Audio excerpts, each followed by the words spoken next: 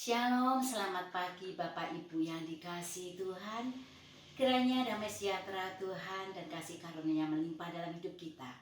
Perkenalkan, saya Andra, dan pagi hari ini kita akan belajar dari firman Tuhan yang akan kita ambil dari Markus 6 ayat 17 sampai dengan 20. Inilah Injil Yesus Kristus menurut Markus. Dimuliakanlah Tuhan.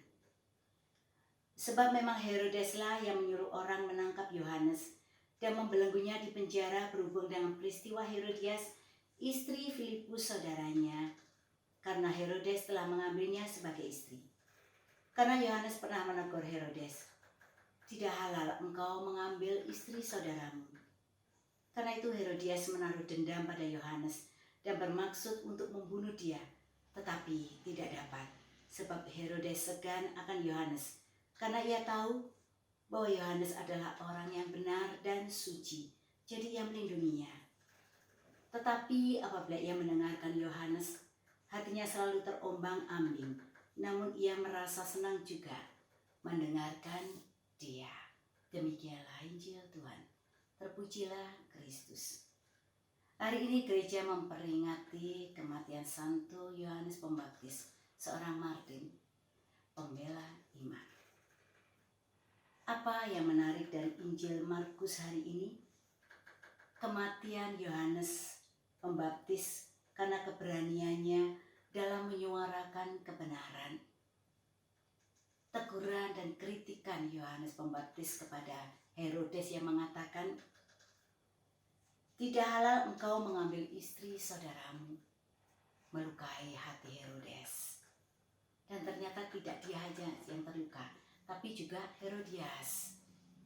Saat itu juga timbul benih-benih kemarahan, kebencian, dan dendam kepada Yohanes Pembaptis, dan puncaknya memiliki niat untuk membunuhnya. Bapak Ibu yang terkasih, mari saat ini kita lihat keadaan kenyataan di dunia ini. Mungkin Bapak Ibu pernah mendengar pernyataan yang mengatakan, bagi orang benar atau jujur, hidupnya pasti akan hancur. Mari kita lihat sekeliling kita.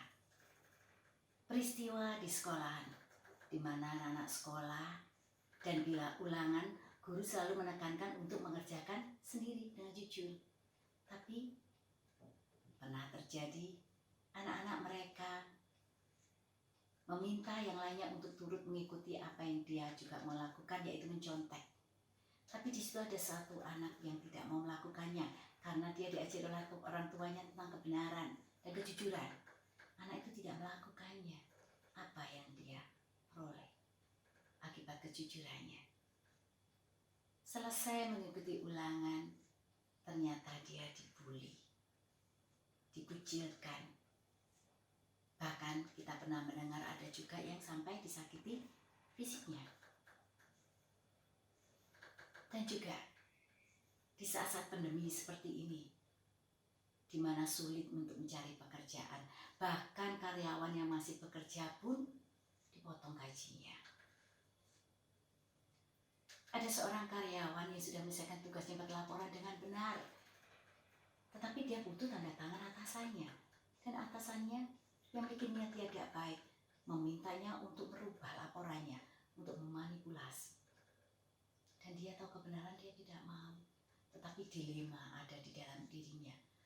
Kalau dia menuruti atasannya, dia akan mengingkari kebenaran. Tetapi kalau dia tidak mau, masa-masa sulit ini dia mengingat istri dan anak-anaknya, dia tahu akibatnya, dipecat. Sungguh ironis sekali. Begitulah begitu banyak cara-cara di dunia ini yang terkesan kotor, yang menuntun manusia untuk selalu mengingkari kebenaran. Dan saat ini, bagaimanakah diri setiap kita yang menjadi pengikut Kristus? Kita sudah tahu Yesus adalah kebenaran. Dia menyatakan dalam firman-Nya, "Akulah jalan, kebenaran, dan hidup." Dan setiap kita, apalagi yang sudah sekolah di SEP dan KEP-KEP, tahu akan hal ini. Apakah kita akan larut hanyut dengan cara-cara dunia tersebut. Diam saja, cuek, biar aja, biar seolah-olah terkesan diriku baik-baik saja. Karena takut dimusuhi, takut tidak punya teman. Tapi satu hal, nurani kita tidak bisa berbohong. Dan mari Bapak Ibu, kita mau belajar apa yang kita bisa teladani dari Yohanes Pembaptis. Kita akan melihat dari Yohanes 1 ayat 19 sampai 20, yaitu tentang kerendahan hati. Di situ di saat orang-orang bertanya, siapakah engkau? Yohanes Pembaptis di zaman itu pasti sangat terkenal sekali, tetapi dia merendahkan hatinya. Dia mengenal dengan sangat baik siapa yang dia layani. Dan dia mengatakan, ia mengaku dan tidak berdusta, katanya, aku bukan Mesias. Bagaimanakah diri setiap kita yang sudah mengaku melayani Tuhan? Beranikah kita mengatakan, aku bukan siapa-siapa, aku tidak ada apa-apanya, dan aku mau melakukan segala pelayananku hanya untuk Tuhan. Kemudian yang kedua, menempatkan Yesus di atas segala-galanya. Dikatakan di dalam Roma 11 ayat 36. Sebab segala sesuatu oleh dari Dia dan oleh Dia dan kepada Dia. Yohanes Pembaptis menyadari dia hidup berasal dari Tuhan dan dia mempersembahkan hidupnya kepada Tuhan. Mari Bapak Ibu sekalian, kita mau meneladani sikap dan karakter Yohanes. Dan satu hal, jangan pernah takut untuk mengatakan kebenaran, dikuatkan, diteguhkan dari Yeremia 1 ayat 19. Mereka akan memerangi engkau, tapi tidak akan mengalahkan engkau, sebab aku menyertai engkau. Dan menutup renungan pagi hari ini, mari kita merefleksikan. Apakah saat-saat ini aku masih menyimpan kemarahan, kebencian, dan dendam kepada mereka yang pernah menegur atau mengkritik aku?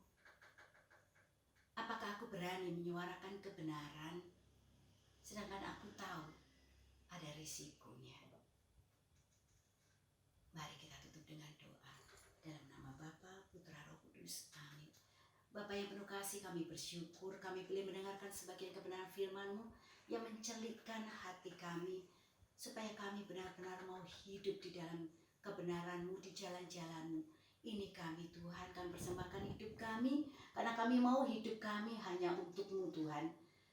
Bukakanlah hati kami untuk terbuka, dipimpin, dikuasai, dijiwa oleh Roh Kudus-Mu, sehingga kami memiliki hidup yang baru, hidup yang berani menyatakan kebenaran. Bentuk kami menjadi Yohanes Pembaptis baru di zaman modern ini. Terima kasih Tuhan.